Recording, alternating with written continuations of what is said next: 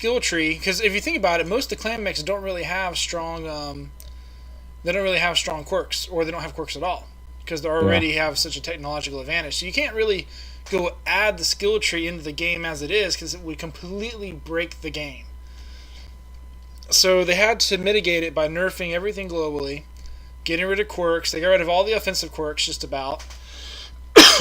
Put them into the skill trees instead. Most of the defensive quirks were maintained, but a lot of them were migrated into the mech's base stats, so they don't look like quirks anymore. Now they're just there in the base stats. Same thing goes for mobility. A lot of the mechs that were focused on mobility, like the Phoenix Hawk, had its mobility quirks integrated into its base stats rather than as quirks. And the skills that you can unlock will stack with those base stacks. Did they do that with any of the guns? Do what? Or was it? Did they do that with any of the guns, or was it just like? The guns didn't have any balance changes. Generally speaking, a few of them got tweaked. Like well, because LRMs had their long range decrease 100 meters from 1,000 to 900 meters. Well, because go ahead. Because one of the mechs I was curious about that I read it, because I had enough, they give you, if you mastered the mechs, they give you 91 points, so I haven't had to. Right. So I basically was able to just, but I'm like, I got my Centurion D, and I was really worried about it being like the LBX being totally fucked, and it's only got a 5% quirk for that gun, but then it's got a 20% quirk, like global for ballistics of any kind, and then it's got, you can get like plus 9%, basically if you get. All the cooldown skills are all global now. They're not specific to weapons like they used to be. Yeah, well, I think the highest I've ever been able to spend is plus 9%, because you don't want to. You can get up to 9.99 now, but it's not really worth it to invest that heavily. I've got 9%, and I'm noticing it's not shooting as fast, but it's not horribly slow. Yeah, you're still going to see an increase in your rate of fire. I think that might have been one of the ones that kept some weapon quirks, some base ones. I can't remember. Some mechs did maintain some of their base quirks for weapons. Most of them lost their weapon quirks, though.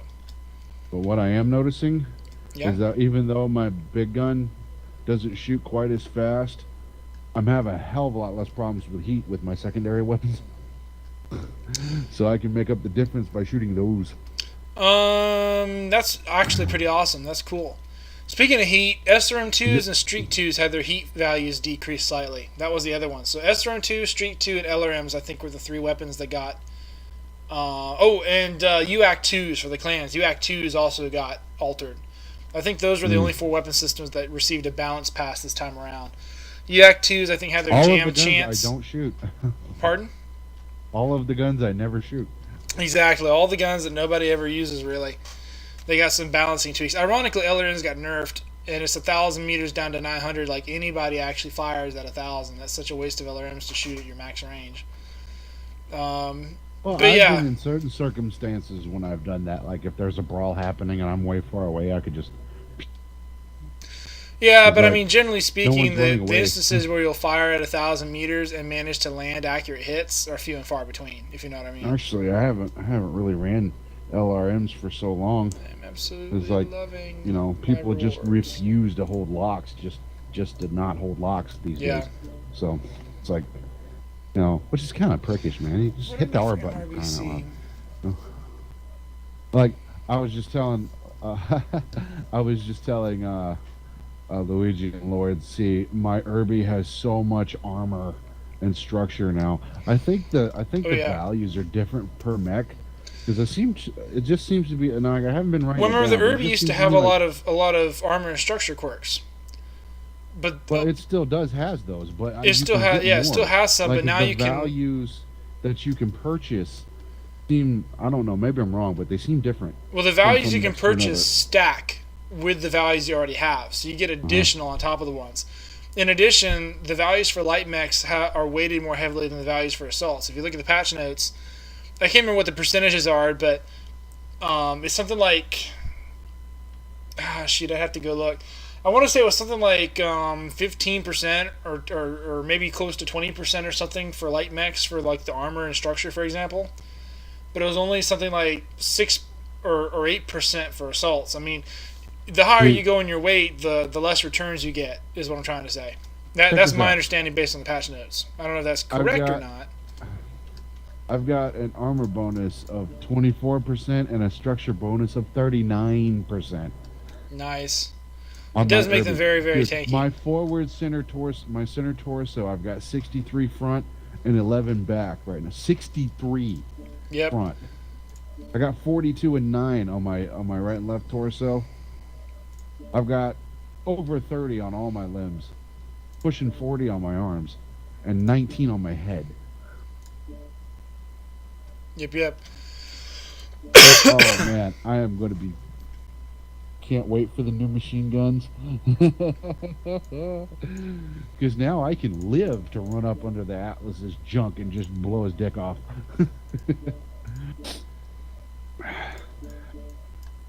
I might not be able to do it on more than one, but I can definitely get one. Just run up in there and then he can't get to me. I'm too short. I'm almost pushing. This is high medium armor here, man. And I don't whatever, even the structure. I haven't even done the calculations on the structure. I got a bonus of plus 32 to the front and plus 2 to the rear center torso. That's just free. Sweet. Like if I stripped everything off, I'd still have 32 and 2. You know, it's crazy. I like the fact that they rearranged the tree a little bit. I can't wait to battle these locusts now.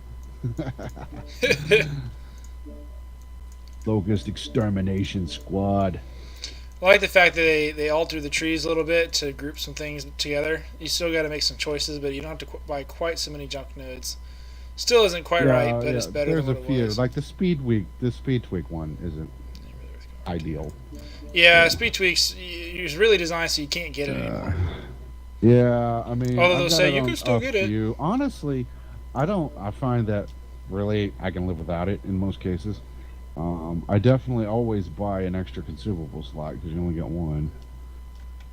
And I always go down to get full radar derp. And I get as much heat containment and cool run, depending on the mech. I didn't get so much on the urban mech. Like I maxed that out on most of my laser mechs. Because that makes a significant difference I've noticed in the testing grounds. I don't know. Yeah. I'm not sure anyone's ever going to blow money on this jump capabilities tree. That's just stupid. The jump jets are actually pretty sweet. If you use it right, you can get some really cool stunts out of the jump jets. Especially on some of the light mechs, it would be really useful for scouting and for brawling. Well, I guess if you can fly, like if you have the skills to do so, it would be think of like the spider with 8 jump jets. Think of if you invested heavily in that jump jet tree, you'd be like a jet fighter. You know what I mean? I might buy a mech. Like when I get some money, I might buy a mech just to try it. Now that I don't have to do 3, that's one thing I'm thrilled about. Is that bullshit's gone? Yeah. Because now I can take the 27 million C-bills I got for modules and buy me a linebacker, fully equip it, and I've got enough extra skill points from mechs I mastered but don't own anymore because I didn't play them. Yep. I know exactly what you mean. I had like 1,900 or something, like 1,300 skill points, and I think I still got like around 1,000 left for new mechs that I might purchase in the future. But yeah, I'm definitely one of the things I always do, like on every mech, is jump that, get as much armor and structure bumps. Like on the agility, I didn't even bother with the urban mech; it didn't need it. Like I went in the testing ground, it spins just fine, Yep. Like some of them you don't even need to put any, like torso twist and anchor turn. You don't even need to buy it on the urban mechs, for example. Yeah, a lot of them you don't need it. It comes down to what mechs are you gonna run. But yeah, I'm like everybody. I keep hearing like, oh god, this skill tree is gonna break the game. Everybody's gonna leave. It's gonna be so stupid. And I'm like, I don't know, man. Depending on how hard it is to kill the assaults now, but that's the only thing I see that might really be a problem because most of my mechs don't perform any worse than they did. I mean, I've got some timing issues now where I had my modules set up so that certain weapons timed perfectly with one another, which this can't be right. I'm looking at coolant reserves, and it says current value, cool shot capacity +1, new value, cool shot capacity +0. It's like it's like the Current opposite. value is +0, and new value, is it red or is it green? Because if It's it's red, that red. means you already bought it, and that's what if you took it away. It's red. Well, that means you Oh, already bought it. hurdy-durdy-dur. That's because I already clicked it. I'm hovering over it. Yeah, you purchased That's it. If you go why. something you don't own, it'll be green, and then that'll be the change. So you can't take any cool shots until you buy coolant reserves. No, you can buy one. You just can't get two. Okay, I see Like what you're saying. you start out with one module slot that you can stuff with one of anything. You can get one of anything. That makes more sense. But Yeah, I was just misreading it. I get it now. Though. you can buy as many as 5 slots, and you can unlock the ability to unlock double of pretty much every category, even though you can't take 6. But if you wanted to swap it out and do two of one, you're going to want to perhaps rebind your keys, because now there's 5 module slots. I'm only gonna go with 2. I'm not gonna buy that many modules. I did that many on the Viper, because I use it more of as a support mech. So I've got a cool shot, and I've got everything on that. So I can bomb people, I can UAV, I can. But just think of the just think of the financial cost, though. Extreme, man. Think of the financial cost. If you're gonna run that many, it's gonna hurt. It's gonna really hit your earnings. Yeah, well, I'm used to not making any money anyhow. Well, you don't have to burn them all, but it's nice to have them. No. Wait, how many nodes do you get? 91. 91. Yeah, I'm 5. Out of 237. Yeah, you're gonna observe that you pretty much you'll probably fall into a pattern like I did. Like, I imagine you'll want to go for the agility tree. Yeah, I went for the agility tree. I think that's too important to pass up. Whereas me, I'm more of an armor structure guy. I'm more of a survival guy. Alright, there's my 91 nodes. I invest in the firepower tree last. I only bought 1, 2, 3, 4, 5, 6 nodes in it. You know, I have several mechs. 3 range, a velocity, a cooldown, and a high explosive. That's it. Like a couple of my Centurions, I didn't even bother, because you can't really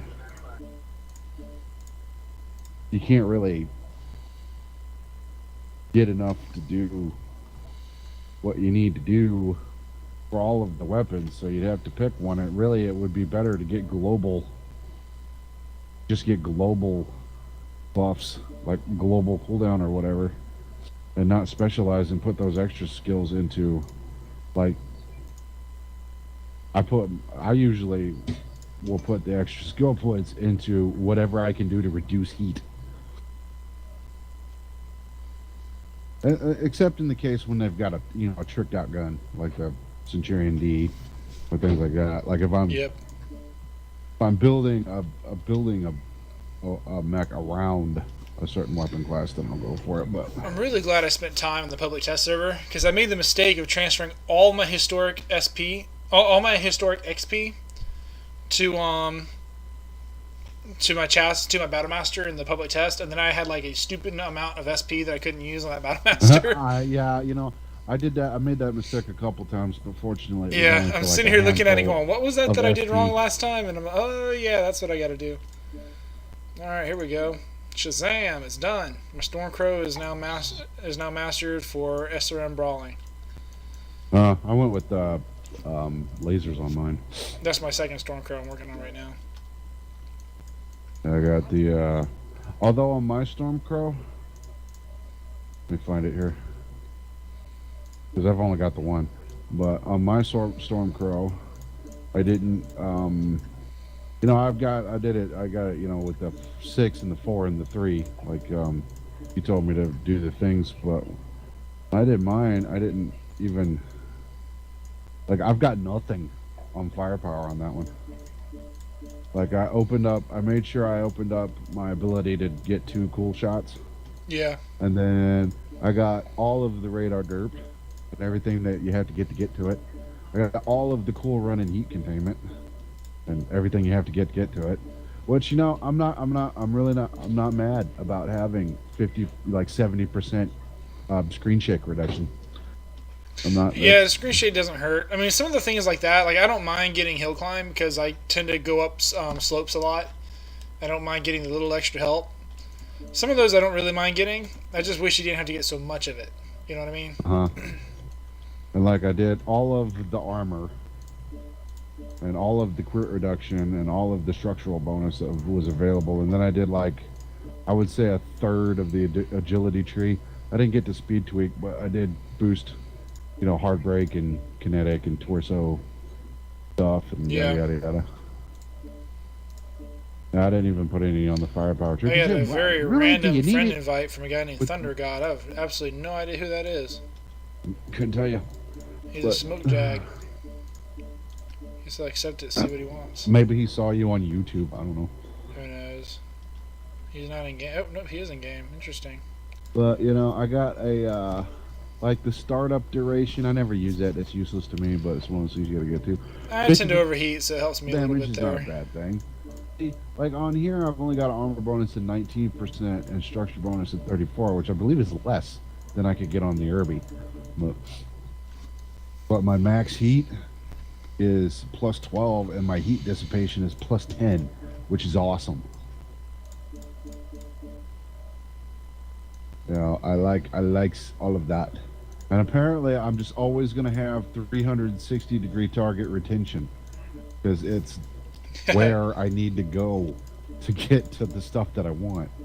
I definitely if you got the points, I would definitely look into you can upgrade. I don't know if they had this in the PTS, but you can upgrade your consumables. So on this one, I've got cool shot capacity of +1, so I can have an extra, but I've got a 25% cooldown between the two and a 50% cooling total. Like it does 50% more cooling.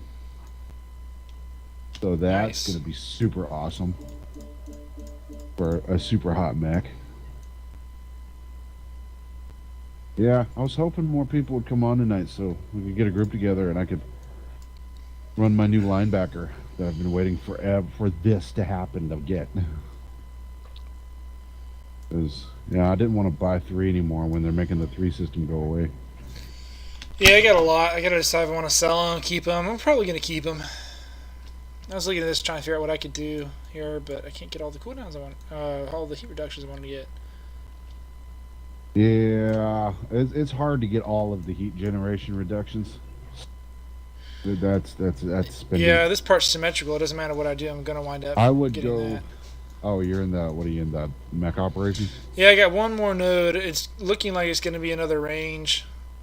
If it's a hot mech, that'd be one of the first 2 that I'd spend points on. 13 small pulls. Yeah, you might want to. Probably won't be able to run 13 anymore, but I want to try to run as many on it as I can. So I want my well, that's what I got on mine. So. No, I guess I'll call it a range. I'll call it get to that. Lab. It wasn't so bad. You just. I mean, you're used to surfing the heat curve anyway, so. Yes, I am. So it's not going to be much of a difference for you, but. You know it. Plus, you could always just shoot the group of 3 for a while to cool down a bit. But you know what, dude? Upgrade your cool shots, man. Upgrade your cool I did shots that. On these laser bolts. I'm transferring this incorrectly. I just realized I'm doing Get it all of the heat containment and cool run because that's like significant. You get up to like 10-12%. That's a lot, man. I definitely buffed all that. All right, so I got my 2 Stormcrows ready. I'm looking at MRBC stuff. What will I run at MRBC? That kind of thing. You know, my Gen 2C. Yeah, I don't really do that, so I just got the ones that I that are my favorite to drive, and then I made sure to have a clan because I just bought because now I've got 4. I can do my own clan deck now. I bought me a linebacker. Nice. Yeah, with all the free money I got from the module refund. Cool. Which I'm thinking they only refund what you already had. I've got more than 105 million now for my module refund. It's the I'm like completely mind blown. Nice. I only got 27 million, and I wasted some of it on playing around with new builds that I shouldn't have played around with, and now. Yeah, total I got got back maybe 50 million. I already had 50 million from the community warfare stuff we did last week. I got all the stuff. They gave away so many C bills in the little award thing, and then because CW awards more money anyways, I made it out like a bandit last week. Yeah, I would have played more of that if I already owned my linebacker. I wish they'd done that after, like 2Kid after the skill tree. Don't know why. Yeah, it would have been a nice way to before the skill tree. Who the scheduling guy at PGI needs to get fired. He really does. If they had done it after the skill tree, it definitely would have provided better data.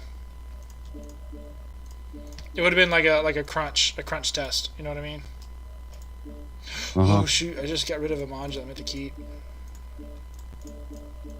Yeah, but I got like 27 million, and which was enough. Even after I wasted a bunch of C-bills on stupidness, that was enough to get me a linebacker and the omnipods I wanted and the weapons I wanted, and I had 1,300 skill points, and it's a 1-to-1 conversion with the general skill points or the historic skill points, or whatever they call it. It's 1-to-1 conversion, so I've got. Fuck me, I'm going to be forever before I spend all these. Yeah. I don't have like a bajillion mechs like, Bongo and Lord C and all. I got like 15. And half of them I don't run because they're free mechs I didn't want in the first place. Yeah, I can't get rid of. But I'm going to see if I can't do something with those after the new guns come out. But for now, they're just going to sit. But... yeah, man, do you own a linebacker? No, they're on my list, but I don't have them yet. Oh, pretty. I think it's worth the money. I think I spent about 15 mil all told on equipment and stuff, because you don't have to spend like 6 million on radar derp and stuff. So it's actually kind of less expensive to equip now. I just realized that I forgot to buy sensor stuff on that Stormcrow. Oh well, I think I'll get by without it. I do need it for this Jenner though. Yeah, but I got this one tricked out with 4 SRM4 Artemis and 4 ER Smalls. Nice. So I got Alpha 52. I originally started out with an Alpha of 70, but that you'd probably, because I had like 5 of, because you can do that on these on these hard points. I had 5 of each, but the heat curve was pretty high, and which you could probably get away with that, but I'm not as skilled as on surfing the heat wave as are you, so I decided to back off the Alpha strike capability and trade it for the ability to shoot longer. I hear that. This is a slick looking mech though, man. I got it in my customary orange and black, and orange and gunmetal gray on this case, because you can't paint all of it with the default ammo it comes with. 10-4. So you just I got a lot of base metal, which doesn't look bad actually though. It looks pretty nice. Try to get 91 nodes on this Jenner.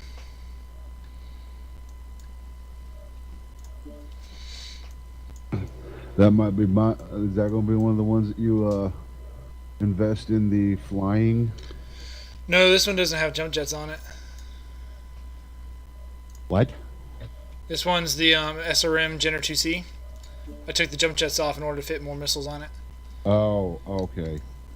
Those don't have jump jets. All right. I was about to say a Jenner that doesn't come with jump jets seems wrong. Yeah, I agree. But you can't run jump jets on this and still go the speed that I wanted to go. Let me ask you a question here. I mean, I know you don't own this particular mech, but you're, pretty. Oh, who's trying to message me? What? Hold on.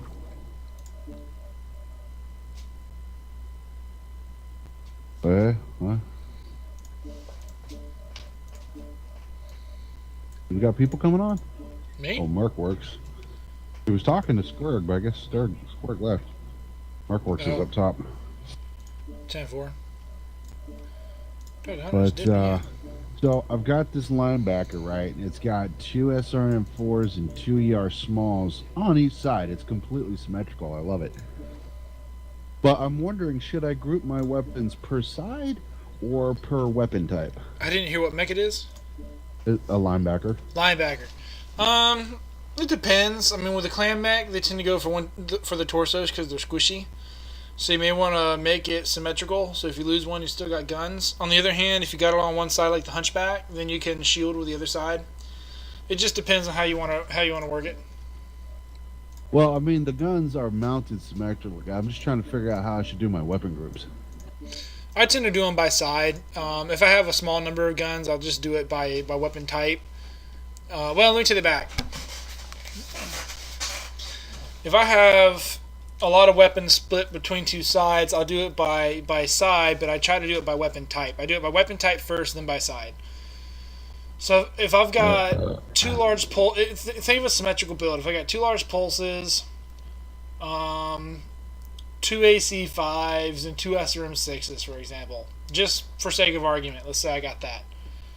I would run 3 triggers. One for the pulse lasers, one for the ACs, one for the SRMs. Just because there's that many different weapons. I wouldn't, and because they fire so differently, I wouldn't tie them all together because you got to fire them independently and adjust in between shots. The pulse lasers I point right at the enemy, but the AC5 and the SRMs I'm going to have to adjust in between the shots because they both have different travel speeds. So on this one, I've only got two different weapons, and they're pretty much the same range. That's why I'm trying to figure out if I should do it by what do you have mounted on type. it? I got 4 ER smalls and 4 SRM4s with Artemis. How many triggers do you have? On my joystick, I've got. I can do as many as 4. How many triggers are you comfortable using? Let me put it that way. 3. 3. The way this is let out, I don't really generally prefer to do more than 3. If you only want to run 3, I would do one group for the smalls, one group for the SRMs, and I would do a chain fire on the SRMs.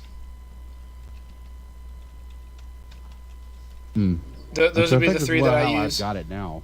The reason why is you're grouping your 2 different weapon types together so you can fire and adjust. And then, because you're probably going to get a little hot if you get into a brawling scenario, now you can chain fire your SRMs as needed to avoid going over your heat threshold. I run 5 triggers on my mechs. Is that right? 1, 2, 3. Yeah, 5 triggers. So what I would typically do, I try not to run more than 3 weapon systems. I find if you run more than 3, then it gets to be inefficient.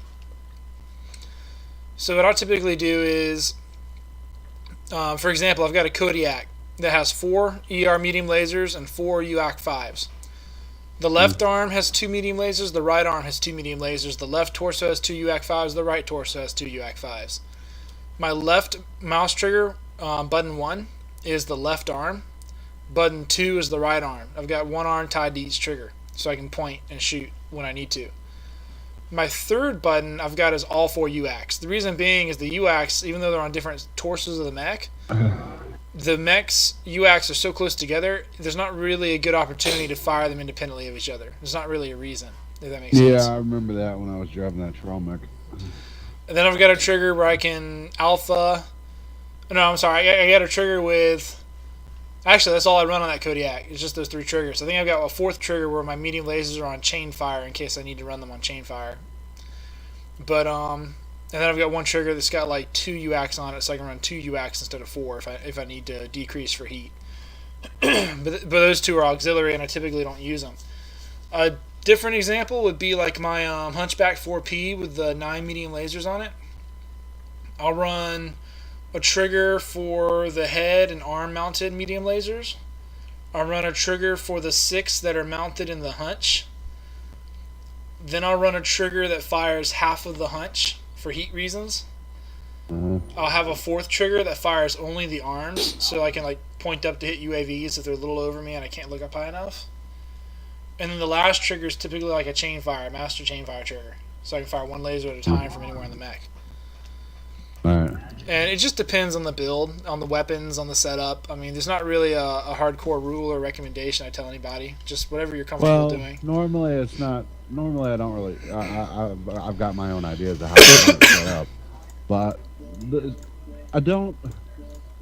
It's unusual that I have a mech turn out where I can get exactly the same configuration of weapons on both sides.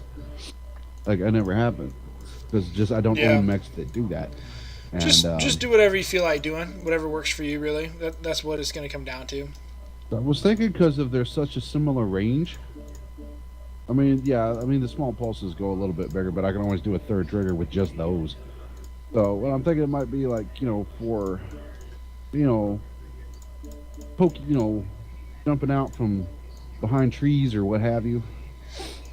And then I have like 2 4s and 2s, and then I got it rigged so I got a trigger on this joystick, and then I've got a thumb that I can pretty much squeeze them both at the same time. So I don't really need a button for alpha purposes. 10-4. Pardon my roommate. That's so all right. I'm thinking, I think I might actually try that in the testing labs here in a minute. Are you going to actually play tonight, or are you just going to do I'm fixing to go to bed. I'm just working on a couple mechs. Yeah, okay. I was just staying on for 30 minutes to do some mechs, and then I was going to hit the sack, and it's been about 30 minutes now. I got on at 9:30. Right. I was going to hang out till 10, basically. Okay. All right. Well, I'm going to see what Mercworks is going to do. 10-4. All right, man. We'll see you later. We haven't. Are you still? Is it? MRVC is still being taken up by training, or? Training night is on Friday nights now. They've moved MRVC to Saturdays, so that's why I sent out the unit-wide invite for training night. So training night's back. That's a good thing. Mm-hmm. This Friday we're going to cover the skill tree. Okay. Yeah, I'll jump in for that. I could probably help. I got the hang of it pretty quick.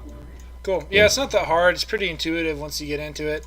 It's mainly to make sure people know like how to convert their SP over, and not to make some of the mistakes that you and I made while we were figuring it out. Yeah. Fortunately, I made most of mine on the PTS. Make sure to hit the apply now button frequently in case it glitches. The what? Make sure to hit the apply now button frequently in case it glitches. Yep.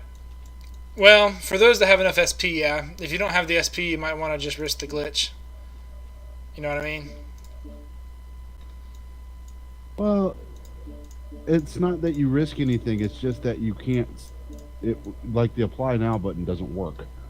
So you have to like go out and go back in. So you want to like if you know this is what you want to do with this section, like hit it and like put it on deck, and then go on to the next one. Yeah.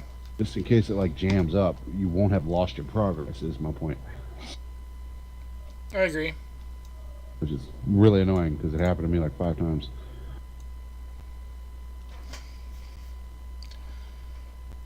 But yeah, this is a really nice looking. I got rid of the stupid looking little tiny hands because stupid tiny hands is stupid.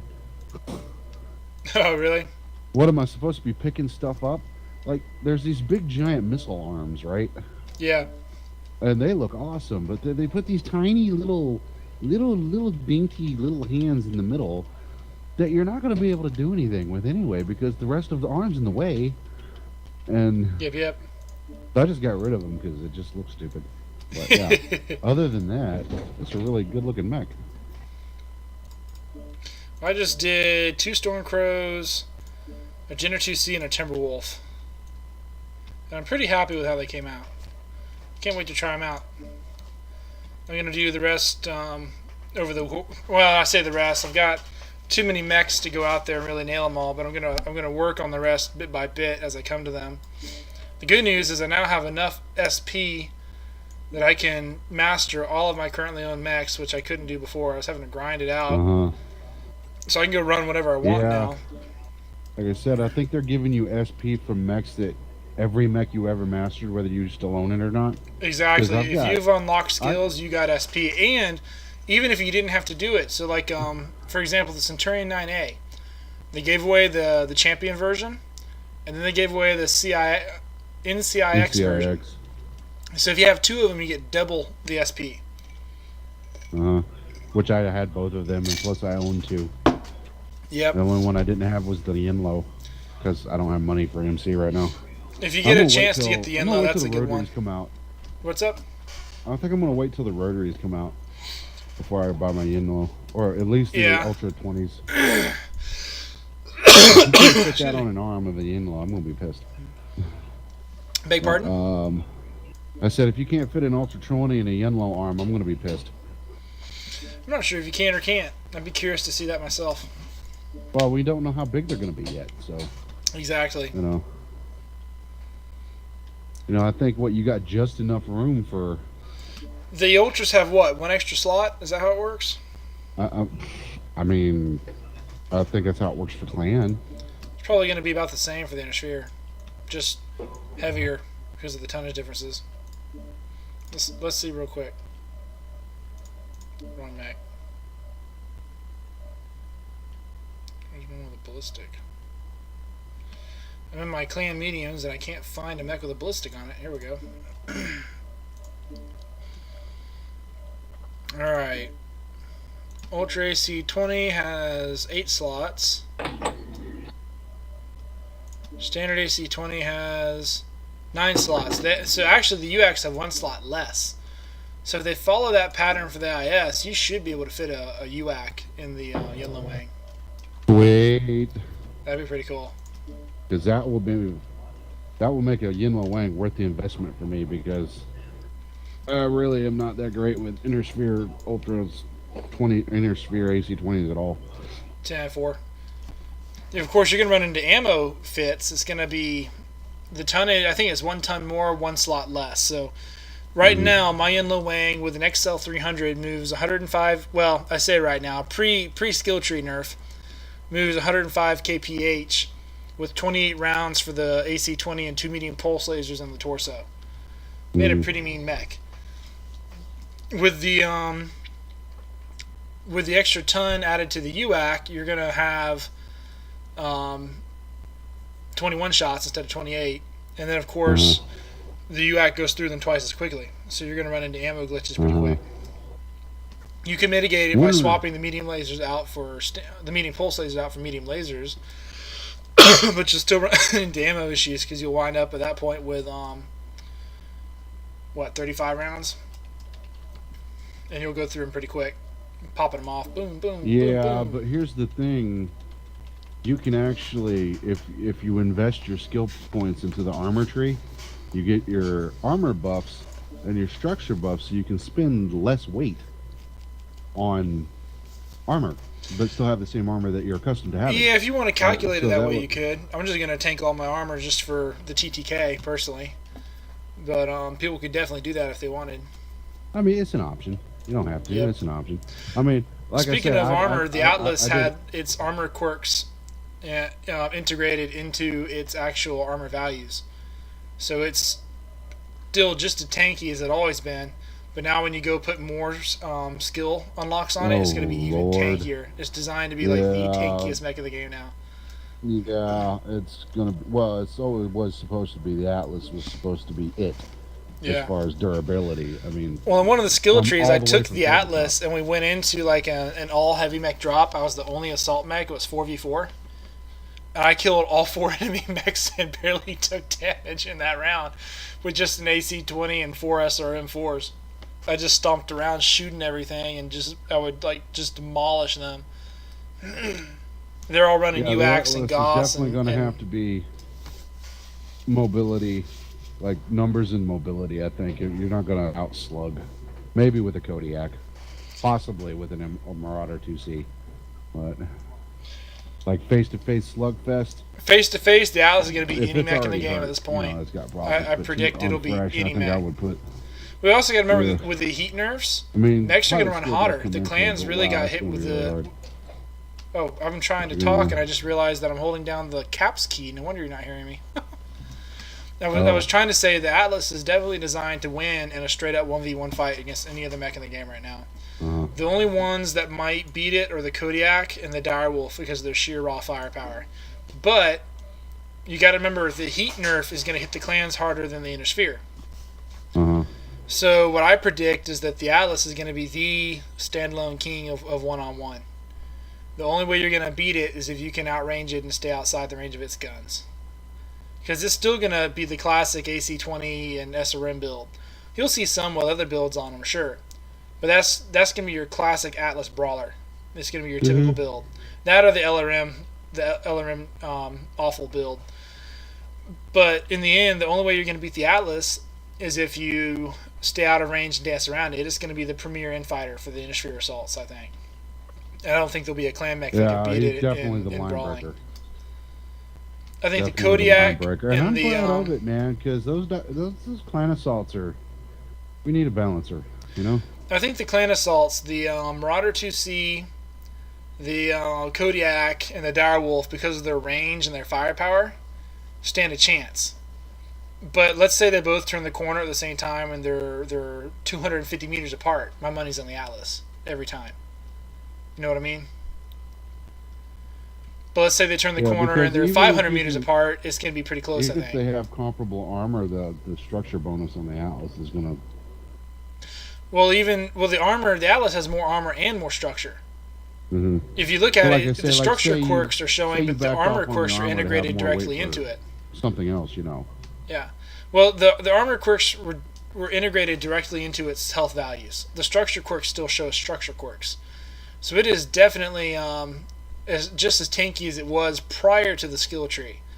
What you got to remember, though, is weapons got nerfed. Weapon fire output went down. But armor levels and health went up with the skill tree.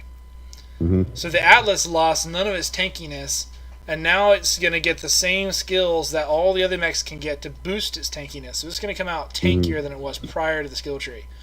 The clan assaults can unlock those skills and also come out tankier, but if you look at the percentages, it's not by a lot.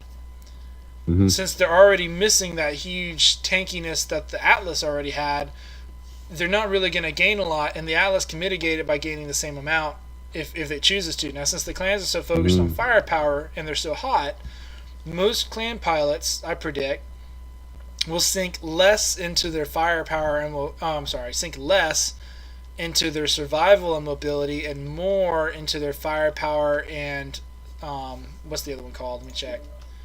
Operations. Because they're going to want the heat generation weapon quirks, and they're going to want the cool run and heat containment because their mechs are so hot. That definitely will be boosting their cool shots. So I predict what we'll see is, I think the clanners are going to take survival, operations, and firepower. Mm-hmm. I think that the Innisphere will take survival,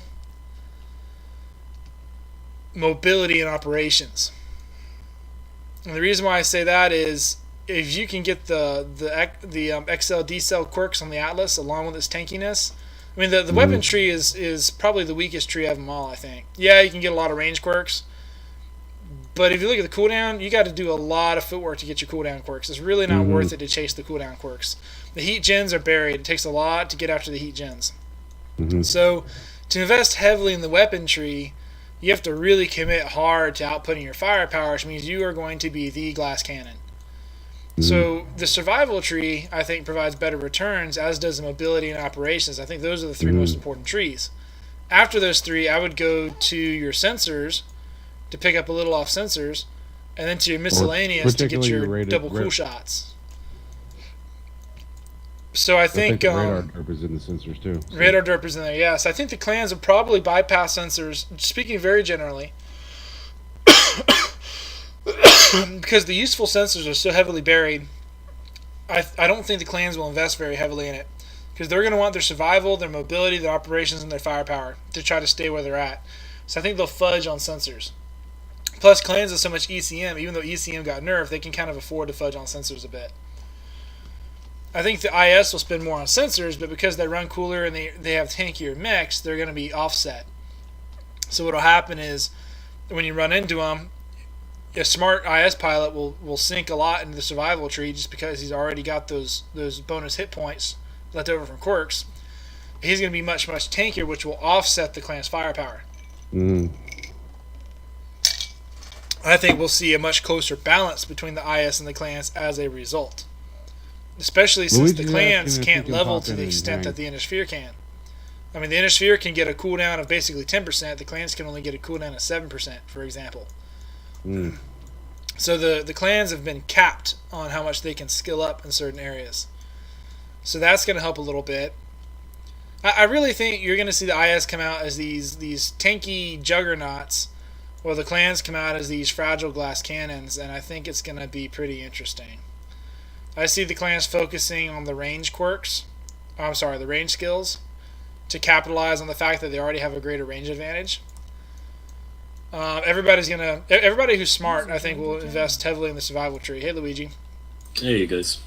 I'm making predictions on what I think how the skill tree will shake out for MechWarrior in the general sense. So, in a nutshell, Luigi, I was predicting that everybody who's smart is going to invest in the armor structure tree, the survival tree, because you want your hit points, and that's kind of like your base right there. I think after that, people will look at mobility, because you want to maintain your mobility, because speed is life and agility is life. You know what I mean? Once those are done, I think people will go to operations to pick up some cool run and heat containment, especially the clans. I think the clans will invest heavily in operations, trying to get back their previous cooling abilities since they run so hot. I don't think the Inner Sphere will invest quite as heavily in that because their weapons aren't as hot and they're much more manageable. Yeah, I guess so. Also, a lot of Inner Sphere mechs had those quirks that they already had for heat generation reduction on that. They had them integrated into their chassis, I think. Well, let me take that back. I can't say that they did, but they didn't necessarily lose them either. I think some of them kept them. Or is that right? Actually, let me think about that. No, PGI said they got rid of all the weapon quirks, so let me take that back. All the weapon quirks are gone, which includes the heat generation reduction. So yeah, so we might see both invest heavily in mech operations to get the heat cooldown. Okay. I know I did. After that, you got sensor and miscellaneous. I think that's a toss-up. I think it'll depend on the mech. I can see the light and medium mechs investing more in sensors because they want the seismic and the radar dirt.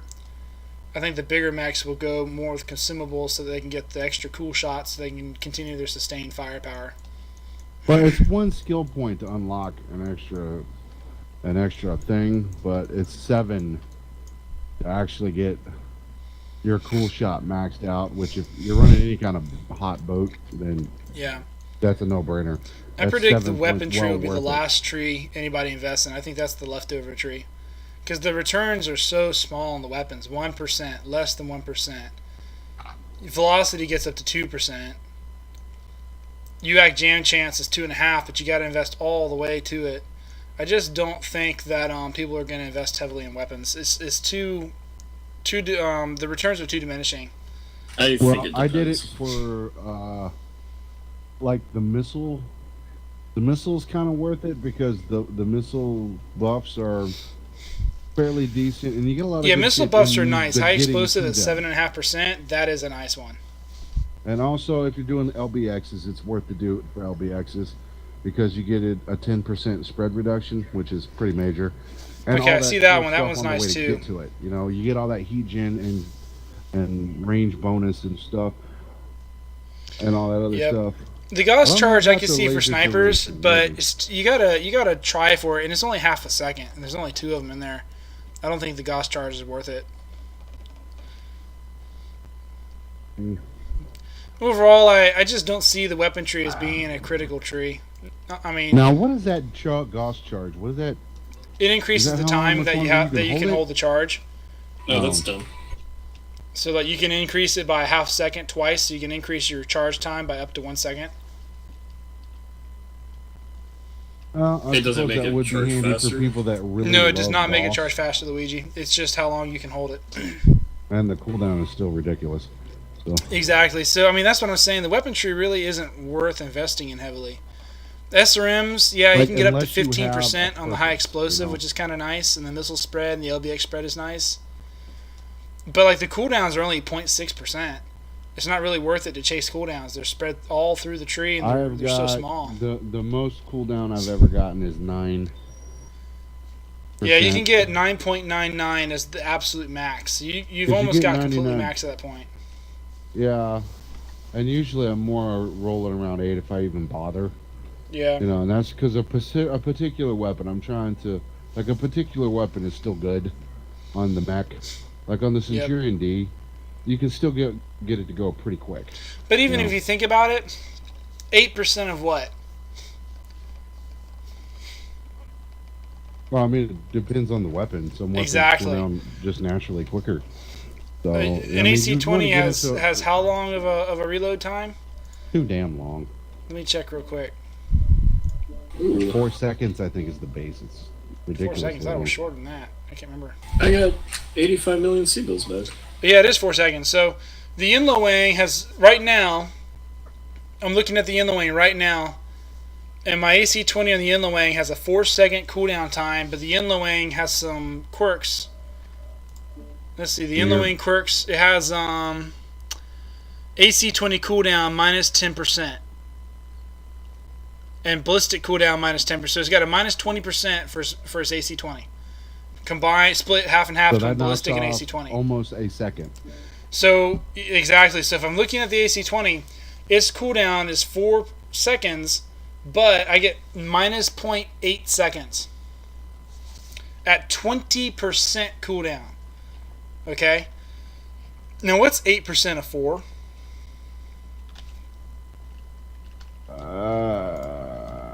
91 nodes. You can have more than that, Luigi, but you can only have 91 active. Yeah. Right. Those you can use them in case you want to respec, but don't go past 91 for now, because you can't take them back once you trade them over. So yeah. So to put that in perspective, Noob, if I were to get 8% on my cooldown, like what you're talking about, it's only going to save me 0.32, basically 1/3 of 1 second off my firing rate. So it'll get you up to a little over a full second. So combine it with that, it's going to be about 1.12 seconds. But is it worth it to invest that many nodes in it? You see what I'm saying? To get a third of a second faster firing rate at that number of nodes isn't really worth it. Because if you think about it, you're not going to face tank. I mean, in order to capitalize on third of a second, you have to fire as fast as you recharge, right? But if you think about it, you don't do that. You fire, shield. Fire, shield. And so, in the time it takes you to shield and then twist back, your gun recharges already. So the third of a second's wasted. And the nodes spin on it are wasted. Yeah, those would be... Now let's look at the small pulse laser. It's a hot gun. It's a hot gun. If you were getting the cooldown, trying to get heat generation reduction, then that might be worth it. But also, you need a lot of range too. So I have a 10% energy cooldown on this mech. Okay. 10% energy cooldown gives me 0.225. Round up, call it 0.23 hundredths of a second. Not even a full third of a second. Let's say I unlock all the cooldown skill nodes to get another 10%. It's not going to give me much, is it?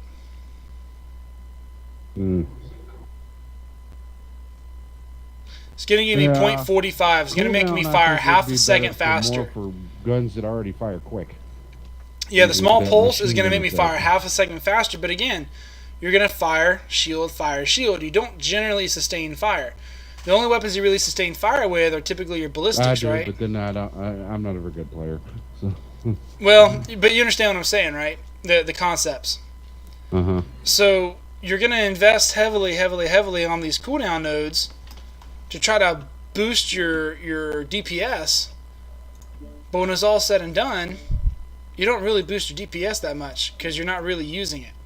You use it on the ballistics because you're going to face them and fire, and put out the DACA, right? You're suppressing with ballistics. But with energy and missiles, you tend to fire, shield.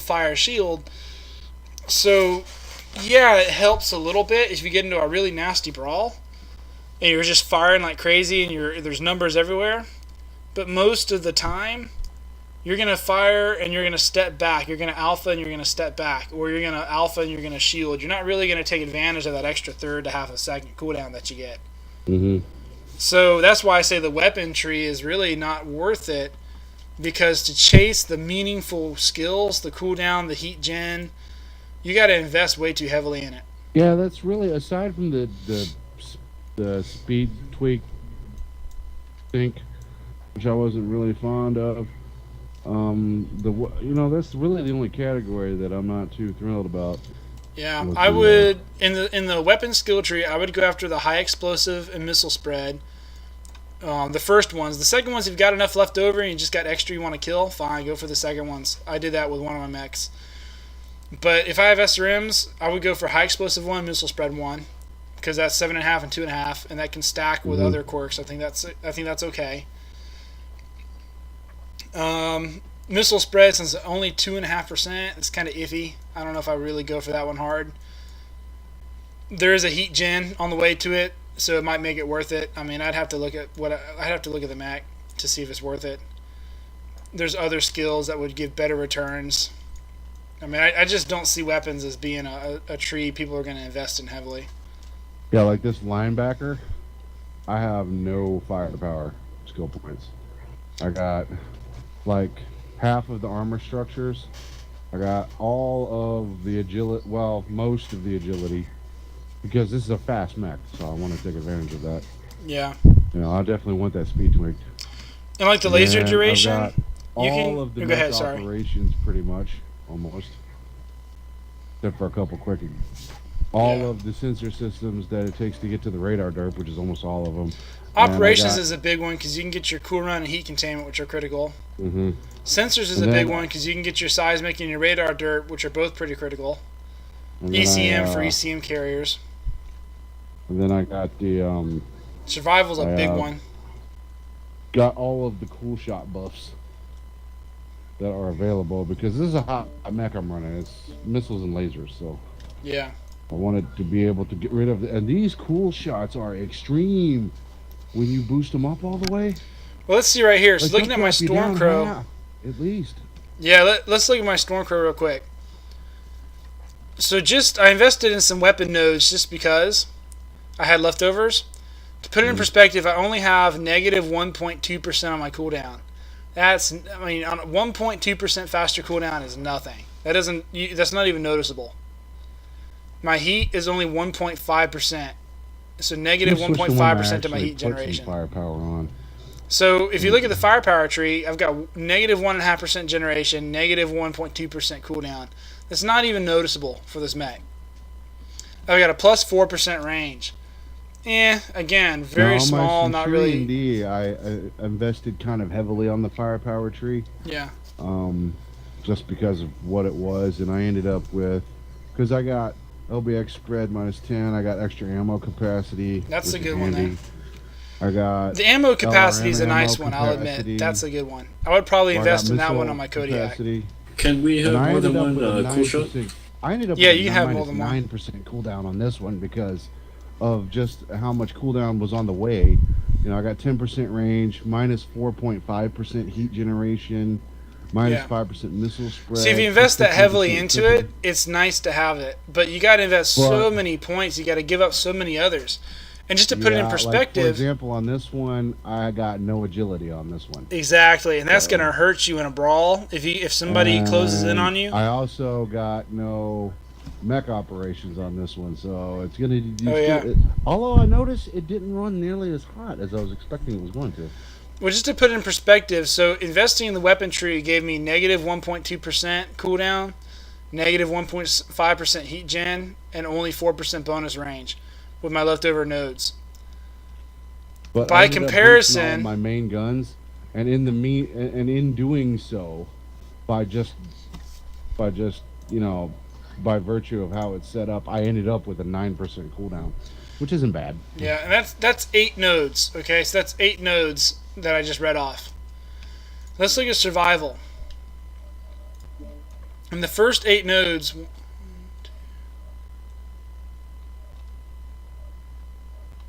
Yeah, you got your crit chance going down. So I've got absorbance. 1. Because no one's going to get AMS overload. What the fuck?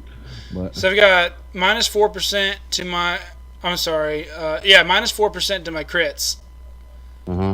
Which a crit roll 3 is only 4%. So right there, that can actually negate a third crit roll. So that's actually pretty good. Yeah, I got minus 8% on all of my mechs. I've got negative 10% on my shock absorbance. So right there, I'm already getting rid of 10% of my damage for falling, which isn't particularly useful, but it's better than say 1.5% heat gen in terms of returns for your node.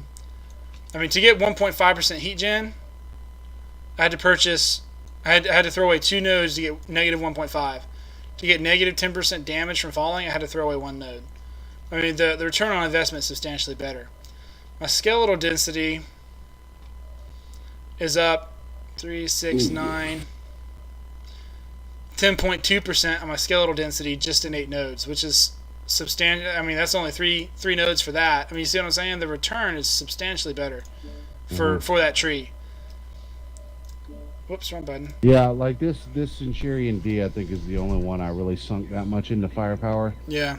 Because I really wanted it to be able to bruise. Well, also, what you're saying is I had to give up all of agility and all of the heat. So real quick, read me off your cooldown, your heat, and your range from your weapon tree again. The total. Just what is your cooldown percent? Hold on, it's significant because it's all listed separately, so I'm gonna. Yeah. I invested into the firepower tree for this mech. I could tell you what I got. Sure, that works. Hold on, I'm getting to it. How many nodes? 9% global cooldown for everything. I got 4.5% heat cooldown or heat reduction global, and plus 10 global range reduction, and in case you give a shit, plus 4 velocity. Okay. How many nodes did you use to get that? 42. Exactly. Too many.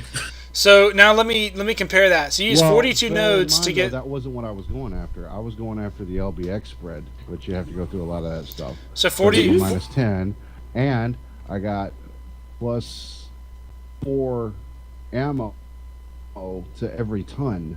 So I got that, and then I've got plus 10 ammo to every ton of my SRMs, and I've got missile spread minus 5% and crit damage of plus 15%.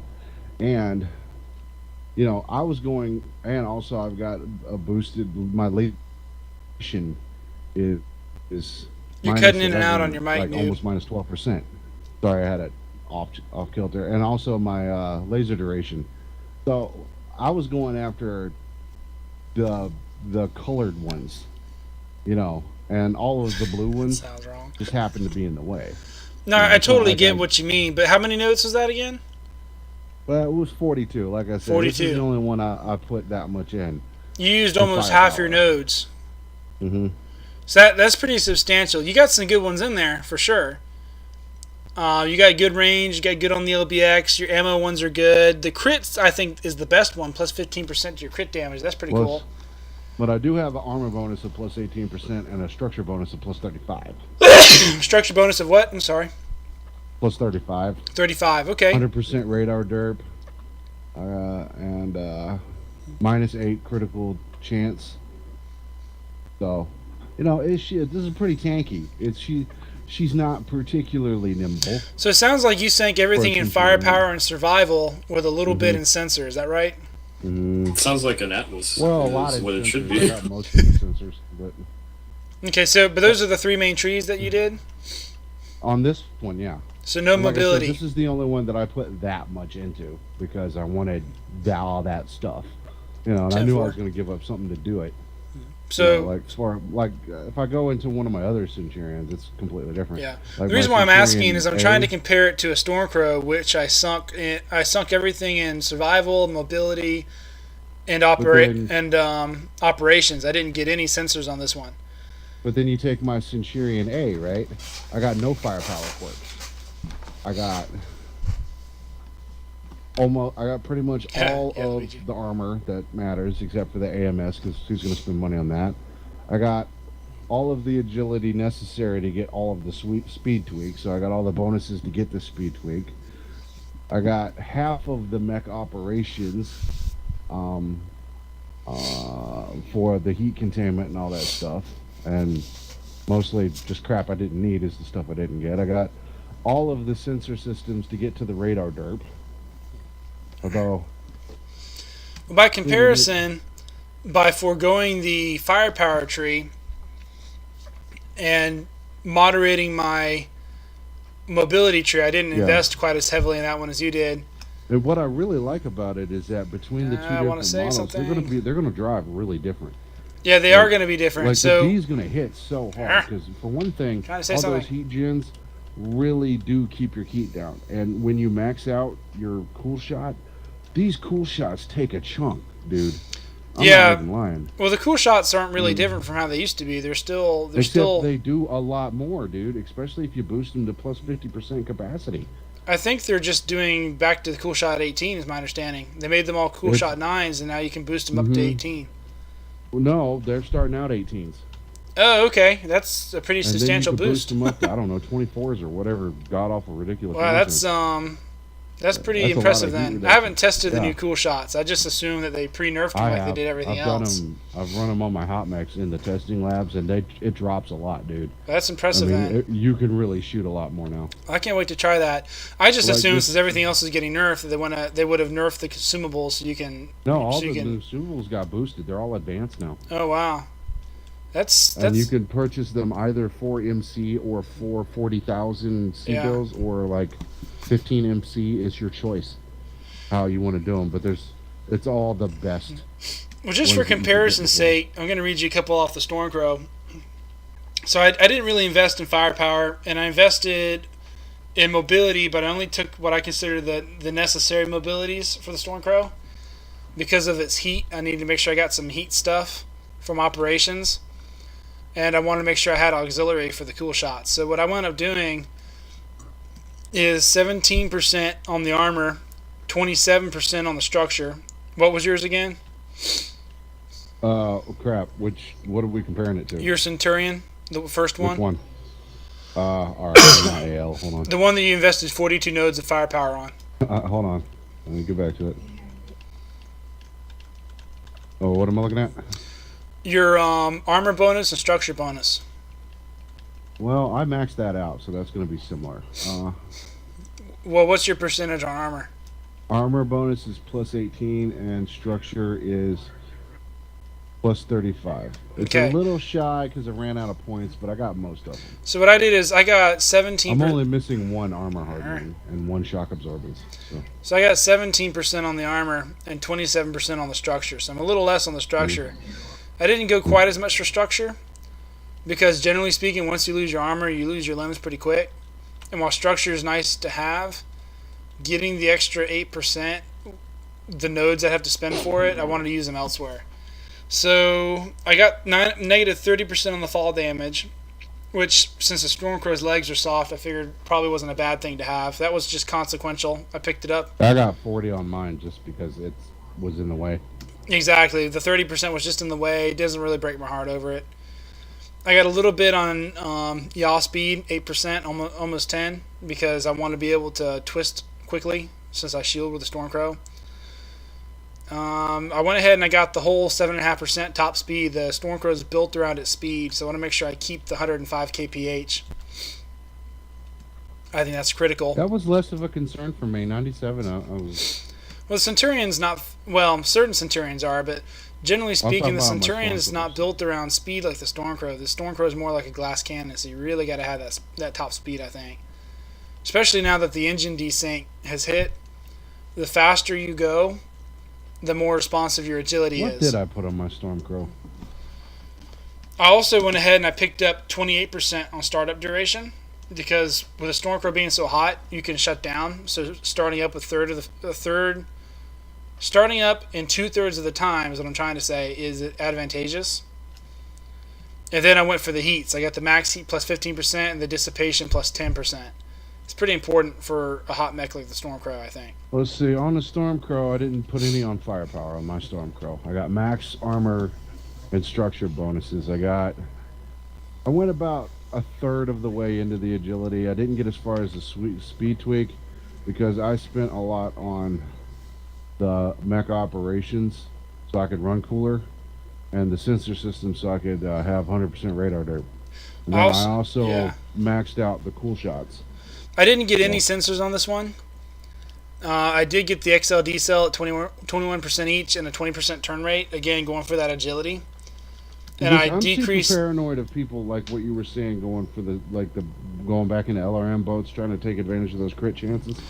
Yeah, but to be honest, the LRM boats, you got so much cover, and even though they could lock you up, generally speaking, I use my cover pretty well, and the Stormcrow is so quick, I'm not as concerned about the LRMs.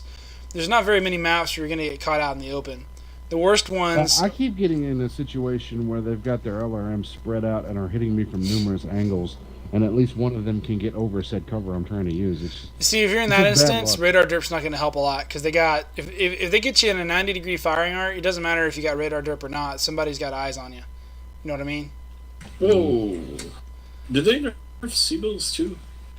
Seabill earnings? Yeah. No, that didn't get touched. Wow. I didn't get a lot at all. Bad match? Just barely over 50,000. Did you lose? I did 338 damage. No kills, though. But still, 50,000. That's pretty low. Did you have any spottings, flankings, hidden runs, any of that stuff? Should have went away. Only a few, but still. 50,000? Don't you get 40,000 for match participation? User joined your I think it depends on which one. Hey, LC. Hey, LC. Anyways, but I think it depends on the mech noob. I think the firepower tree, if you sink everything into it like you did, you get some decent returns on it, but I feel like the returns on your investment are so much lower on that tree than for the other ones. It's definitely you're giving up something. Like I said, I completely gave up on agility on that one. What I see happening A has no firepower quirks, and it is all about the armor and all about the mobility. What I see happening is with the engine desync hitting, especially for the clan mechs, which are, the clan omnis are locked on their engines. But with the desync hitting, what I see is people investing in the agility tree to try to maintain their agility. Mm-hmm. I see them investing in the survival tree to take advantage of the fact that those survival skills stack on the survival quirks. Agility is survival in this. It's both. So people want their TTK to go up, and if you invest heavily in those two trees, you achieve that. If you invest heavily in the firepower tree, you turn yourself into a glass can. You can do firepower and armor like you did, noob, but you don't have your agility. So at that point, you're but then again, I've got a gun that I want. It's a rapid fire gun that I need to keep on target. So I'm not going to be doing a lot of twisting, except in the worst case scenario. I want to keep my sustained fire. This is not an alpha mech. Yeah. This is constantly spewing out projectiles to grind down the enemy. And if you do that, that's great. He didn't invest in much in screen shake reduction as I did, so he can't see me return fire. Me? I had negative 52.5% screen shake. It was just in the way. I just happened to pick it up while I was deleting other stuff. Which I hate screen shake, so I'll take all that free bonus to get to the shit I was trying to get to. In any regard. Anyways, I just predict that the survival and the mobility will be the two biggest trees people invest in. After that, I think it will be operations for Cool Run and when I say operations, it'll be operations or it will be sensors, depending on the weight. If it's assault, I think it's going to be operations for the heat containment and the Cool Run. If it's lights, I think it'll be sensors for the radar turret and the seismic. After that, it'll be auxiliary. You got to go into operations, man. That 12% max efficient. I mean, what? I think I got up to 15 on one of mine. What was it? Of max heat before you shut down. No, you can only go up to 10%. It's capped. On. If you're higher, then it might be because the mech was quirked. Oh, I guess that's it, because let me find it. It was 10% in the old tree, and it's 10% on this one, I'm pretty sure. I don't think they raised it. All that to say, though, my heat management on the Stormcrow... Yeah, I got a max heat of plus 12 and a heat dissipation of 10%. Still, though, man, that's a big chunk. Yep. Of difference to not have that, especially on a hot mech, What I was going to say is my heat management on this mech was like a 1.96, I think. I'm sorry, not a 1 point. It was a 0.96, and it's now a 0.98. So my heat management didn't really change on the Stormcrow. My speed didn't change. The agility went down because of the engine desync, but I was able to unlock some skills that hopefully will bring it back up somewhere near where it used to be. So this mech is going to be a fast-moving, hard-hitting striker, just like it was prior to the skill tree. It's just not going to be able to brawl as effectively because of the agility nerf. But because everything's been nerfed, it should brawl better than other mechs in terms of agility. Now, obviously, since it got 13 small pulse, it won't brawl very long. It's going to get hot. But it's not too far off from where it was prior to the skill tree.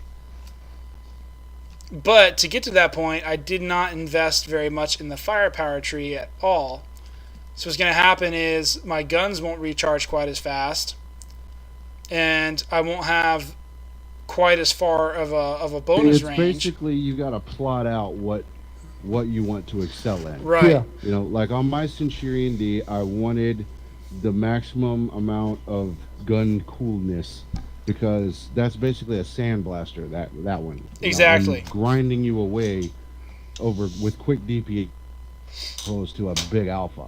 Whereas my Centurion A, completely different. No firepower quirks at all about dodgy, all about speed, all about tankiness. Then my Centurion A, which is the laser one that I only have lasers on, is completely maxed out for survivability. I've got the half of the agility is done, all of the armor is done, and bear in mind that's the one I have where one half of the mech is the shield mech. Like the entire half is a shield mech. Right. Is a shield side. Everything is a shield side on the left side of this thing. So I got a dumb question then. Is going to take forever to kill. The 178,000 nodes that they just gave me, is that good? 178,000? That is such a dumb question. I Get got out of my chat room 1,300 now. and I didn't need to use more than 100 so far. Oh, For mechs I hadn't so mastered yet. that is a good thing. Well, Essentially, you got you won't have to pay for 170,000 general nodes, LC, or you got 170,000 across all your mechs? These are general, I can use them on anything I want to nodes. Holy moly. You don't have to. Yeah, you're going to be fine. I got 7,000, and I thought that was. 5 million mech XP saved up. Really? Well, Yeah. no. Your mech XP is staying on the mech. It did not get turned into skill points. Oh, okay. Well, let me log in and look. Hold on. Yeah, Log in and check it. Historic one. If you had like more than one of the same model, you can throw historic XP from one to another. All right. Did you want to do more Mech Commander, Worker? Yeah. Give me a minute. Let me. I want to get through Okay. this since you guys are discussing it. Yeah, I'm right Sure now thing. taking out my Cheetah. It has no firepower quirks, but it has mobility, operation, some auxiliary, and something else. One of the mobilities or something. So have you I already got- checked your ledger, LC? Or is this your first time logging in? No, I already checked my ledger earlier, but I can look at it 10-4. again. The reason why I asked that is because I had a lot of modules, for example. Yeah, it only gave me a few million for those.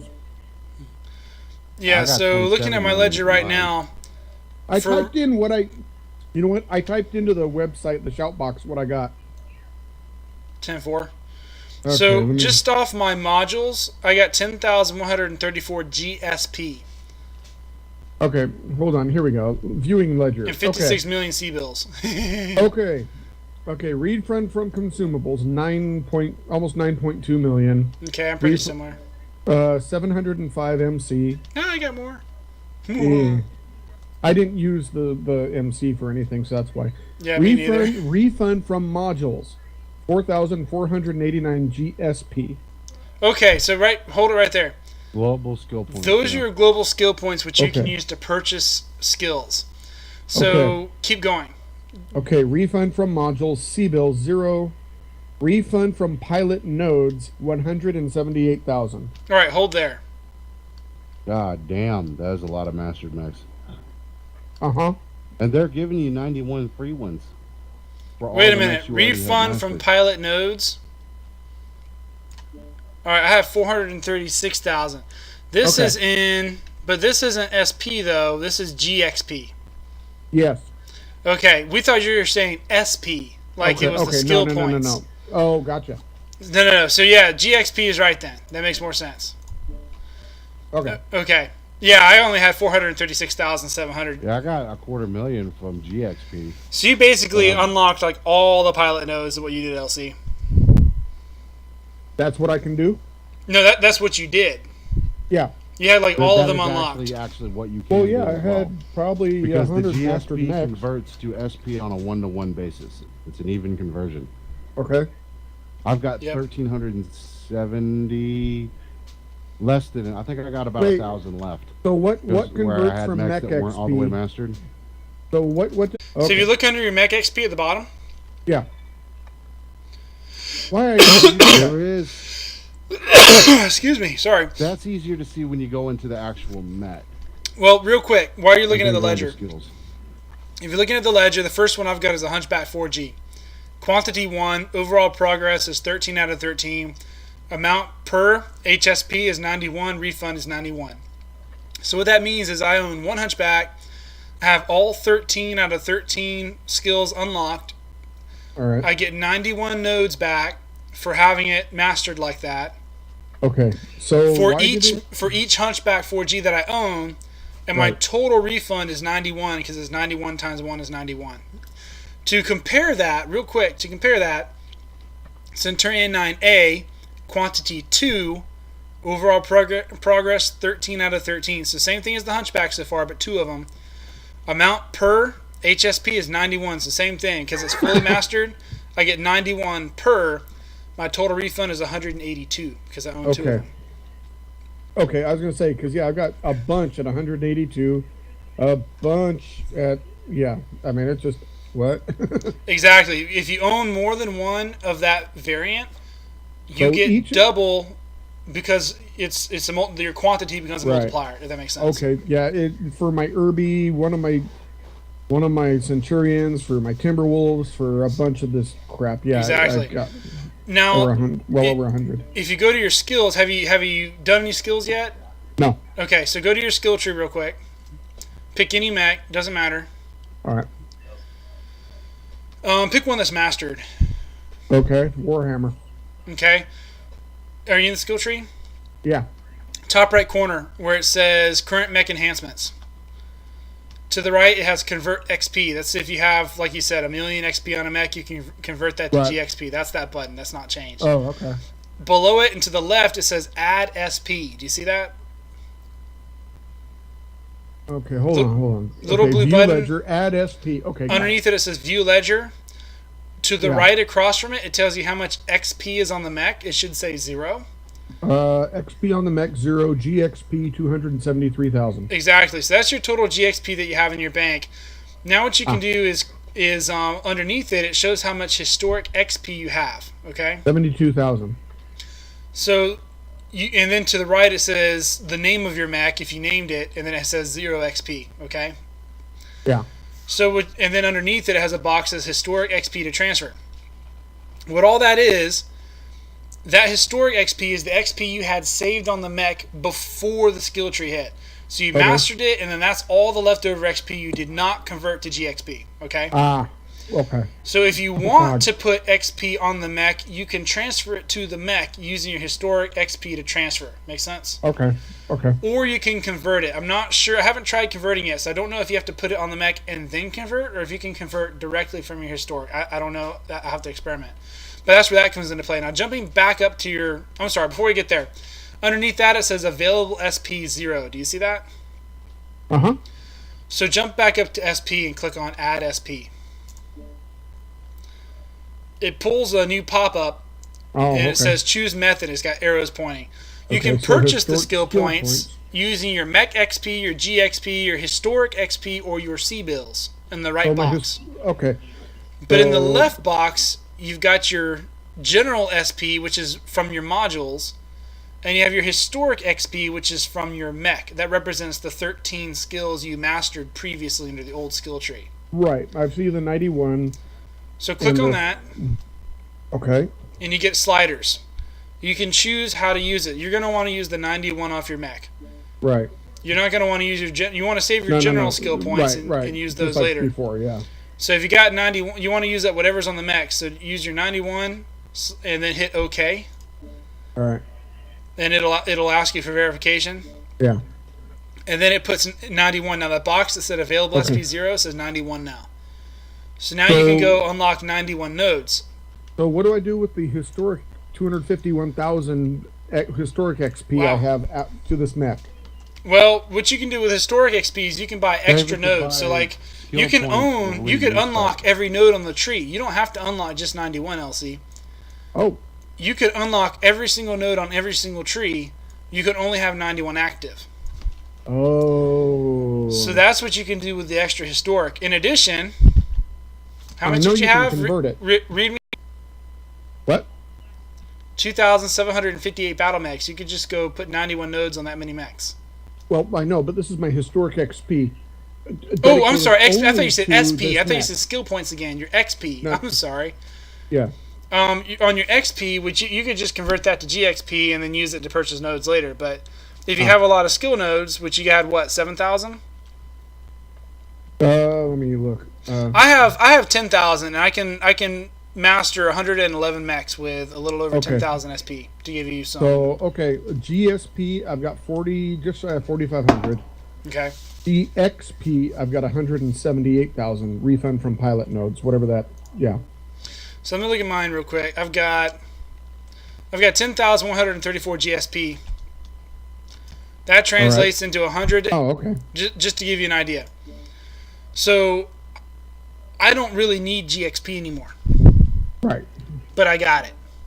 Right. So what I'll probably wind up doing is I'll keep my GSP and I'll go and I'll master every mech I own. I'll probably buy a few extra nodes because some mechs I'll want the extra nodes so I can vary it a little bit. Probably consumables. I'll probably purchase out all the consumables. That way I can vary it. If I want to run Artie, I can run Artie or whatever. And I'll probably do some similar stuff with some of the agility and other stuff just for the sake of variability with that mech. But what I'll probably wind up doing is just buying new mechs as I get the C-bills for it, because now that I've got all these nodes, I won't ever have to spend C-bills on nodes. So everything I make will go straight to my coffers, which currently sit at 105 million courtesy of the C-bill module refund. So yeah, that one pissed me off. I didn't get that much.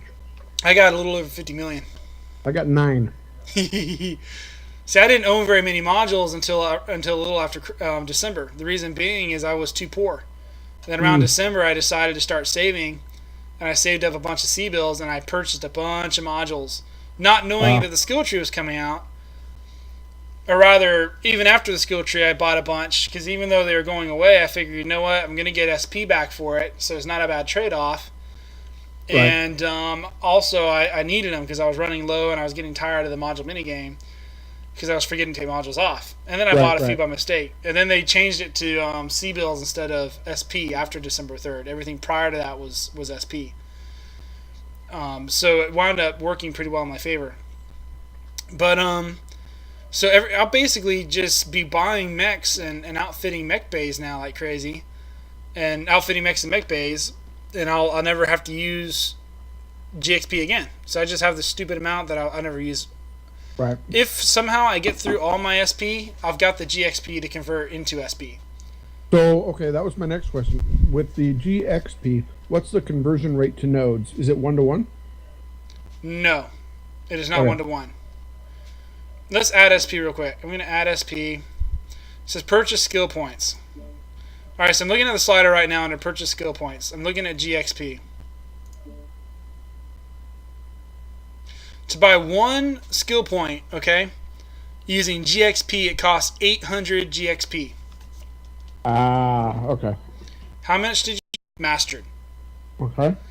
So that's what you can do with all that GXP. Wait, how many mechs? 3 3/4 of a mech, 3.75. Oh, gotcha.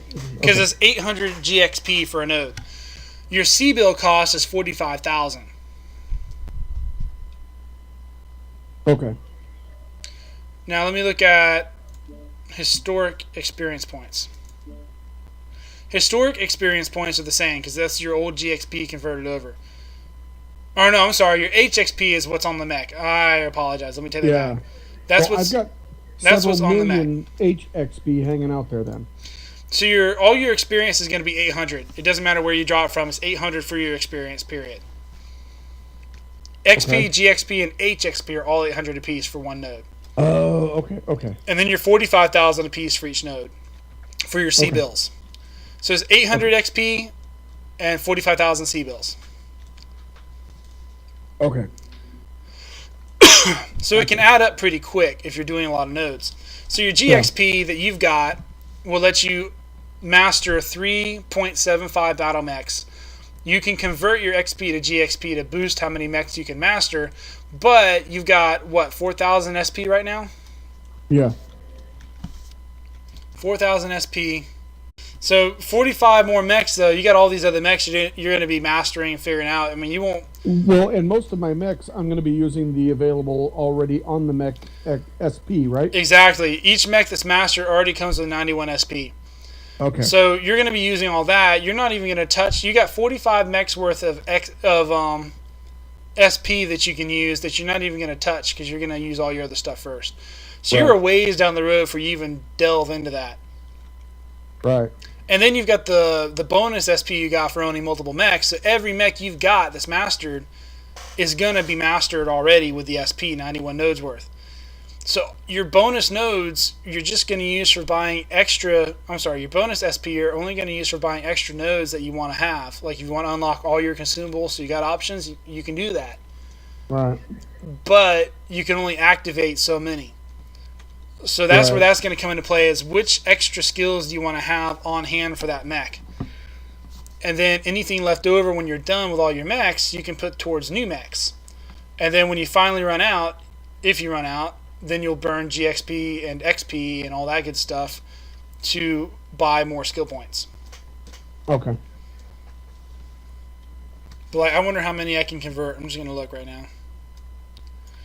The max I can convert right now is 146 SP. Okay. That's going to cost me... Is that right?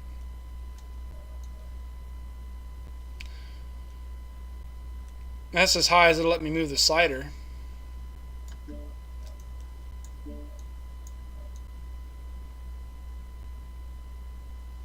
Why? Okay, I'm playing with my Mad Cat Mad Cat. My Catapult K2. Why does it have a missile wreck skill point under the weapons? Oh, sorry, I was distracted by something. What's up? Why does my Catapult K2 have a missile rack?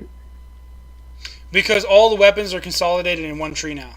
If you look to the right, you'll notice there's Gauss, LBX. To the left, you got missile spread. Some stuff, I gotta dig through those. Well, that's what we were talking about. The missile, oh, I'm sorry, not the missile. The firepower tree gives you diminishing returns. It compared to the other trees, you have to invest more heavily in it to get stuff out of it. Yeah, I'm mostly hitting range and cooldown. You're gonna mostly hit, and even the cooldown is not really worth it at 0.6%. You got to really chase that to get it. Yeah. What I recommend for your K2 is if you go straight down the middle, you'll get one, that's two. That's kind of what I'm doing. You'll get 2% on your range. You'll get 4 cooldowns, which will give you 2.4% cooldown, which may stack with quirks already on the mech. And then you'll get minus 5% laser duration, which is halfway decent. Just going straight down the middle, basically. That's not bad for 1, 2, 3, 4, 5, 6, 7, 8 nodes. I'm winging out a little bit for some of the heat gens as well. Yeah, the heat gens are nice to have on there too. Yeah. I mean, but if you compare that for 8 nodes on that, if you buy 8 nodes on the survival tree, if you buy 8 nodes on that, you get at most a 5% effect from your laser durations. Right. Compare that to the armor structure on the survival tree. Yeah, I'm looking at it. And you can get 1, 2, 3, 4, 5, 6, 7, 8. You can get 3.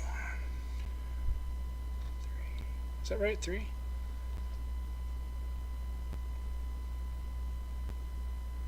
You can get like 8.4% skeletal density, which with just 8 nodes. You can get 1, 2, 3, 4. You can get 4% critical chance reduction with just 8 nodes, which is big because a triple crit roll is at 4%. So you can defeat a triple crit roll with that. Right. So that's actually, even though it's a very small percentage, it actually is pretty important. So with 8 nodes, just on those 2 alone, you get big returns. You get negative 10% shock absorbance, which Yeah, shock absorbance is shock absorbance, but for lights and mediums, it's pretty helpful. 10% beats 5% in terms of effect, even though the 5% on your duration is probably more valuable than 10% on shock absorbance. When you stack that with skeletal and reinforced casing, you get a better return for 8 nodes worth of investment on survival than you get for 8 nodes worth of investment on firepower. Just strict comparison. Right. And then you look at agility. Oh, that sucks. It won't let you loop back upward. Everything is a downward. On agility for 8 nodes, you can get 1, 2, 3, 4, 5. You can get 6 kinetic bursts at 3.5% each. Yeah. And for the K2, you want torso yaw while you're at it. So just in 8 nodes, you get a 21% bonus to how fast you start moving. That includes two hard brakes, which is going to give you a 7% brake bonus. So just off 8 nodes, you get a substantial mobility increase, which has a much higher rate of return than the firepower tree. So that's why I'm predicting that that survival and mobility are probably the two most heavily invested trees, or most used trees. I don't see firepower being a critical tree. You got to invest too heavily to get your returns out of it. Well, you can get some return right off the get-go, but yeah, not much. Yeah, I mean, you can get a few percentage points on range, but I mean, range is going to give you a little bit, but not a lot. The cooldown's minuscule. If you unlock all the cooldowns, I think Noob actually did this. He spent 42 nodes and got, I think it was like 9% cooldown, is what he said. 8% cooldown. I can't remember. Let's round up, call it 10 for sake of argument. He had to spend 42 nodes to get 10% cooldown. Now, he got other stuff with it. Like, he got his LBX spread down 10%, which is a good one to have. Right. And he got the magazine capacity, which is good to have. So you got extra ammo per ton, which can let him save a little bit on tonnage. And he got LBX bonuses, which help him with his firing rate, or his damage that he deals. But again, you're spending 42 nodes to get all that. Right. When you could split that between the other trees and boost your TTK substantially. So it comes down to your rate of return on the skill points. I think the lowest rate of return is on the firepower tree, just on a strictly economic basis.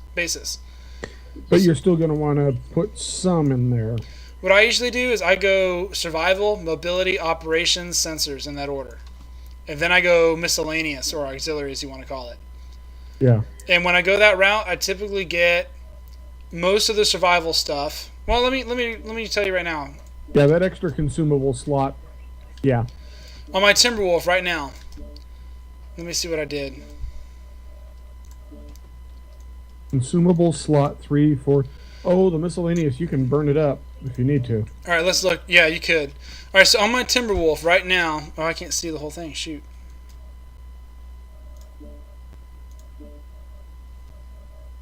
And you need to dig through this for specifics on each mech.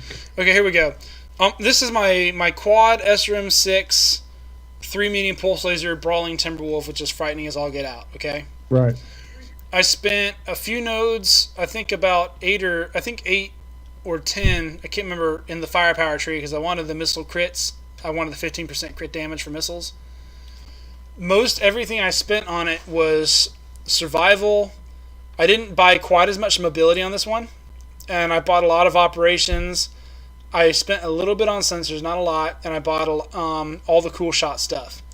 So this one's a little more balanced in terms of my skill points, but I did sink a lot into survival here. Right. To give you an idea of the returns, by spending 8 or 10 nodes, whatever it was, in the firepower, I did get a plus 15% crit chance, which is nice. My cooldown's only negative 0.6%.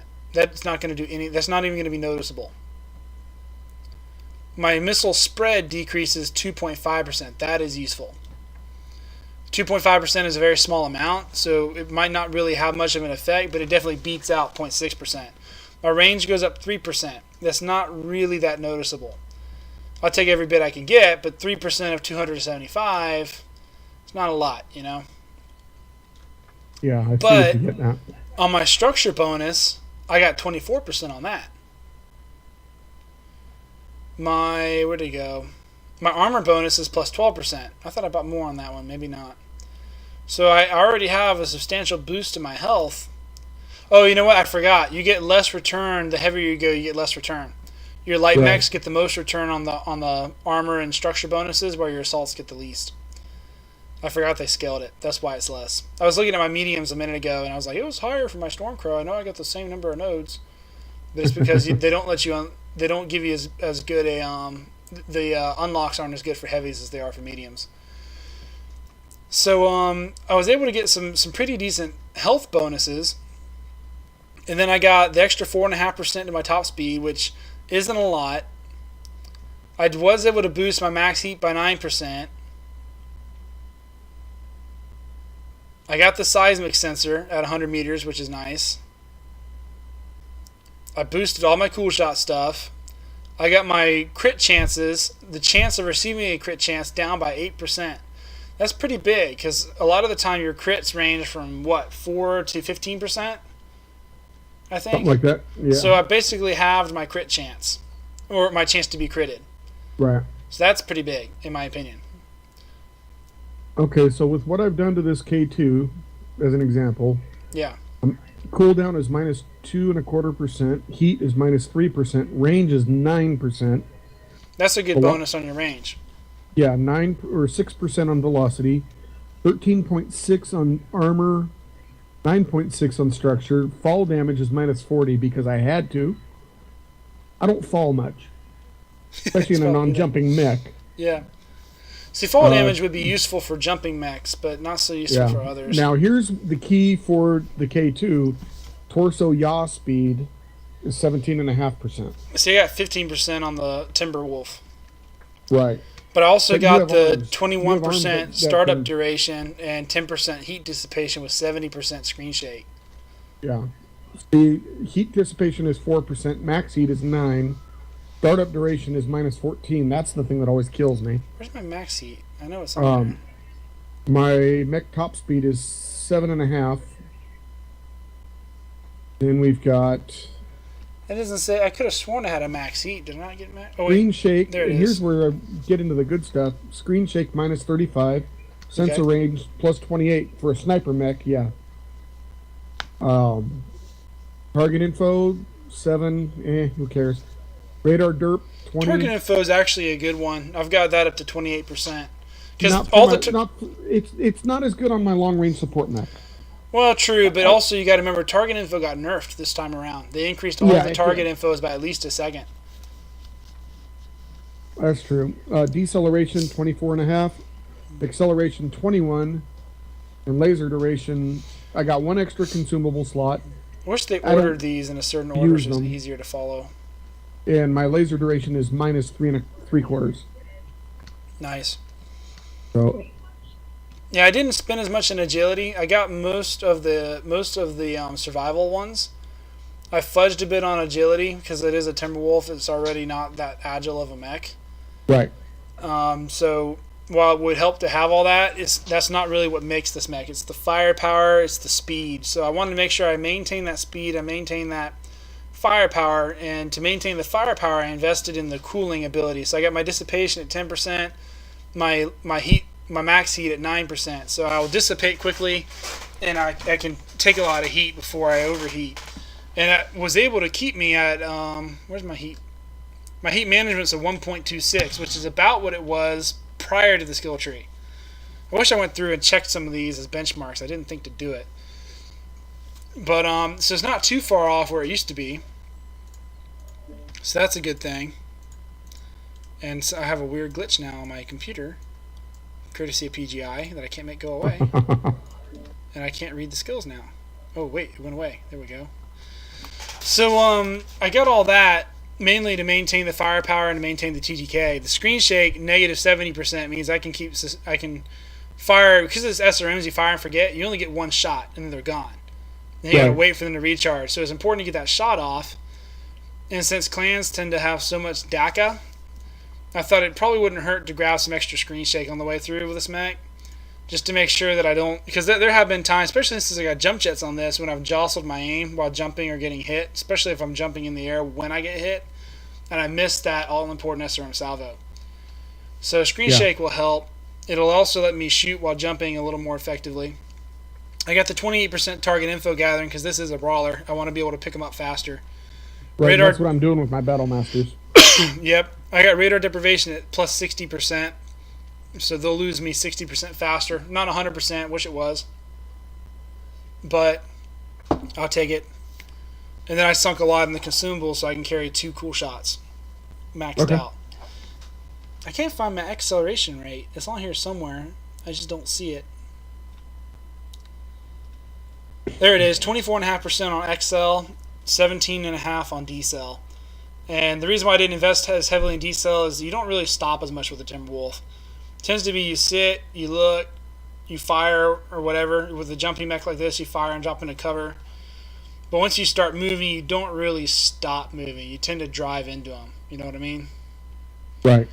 So you don't poke as much with a brawling Timberwolf. Now, if I have my sniper Timberwolf with a triple large pulse, I'll probably invest more in the decel rate.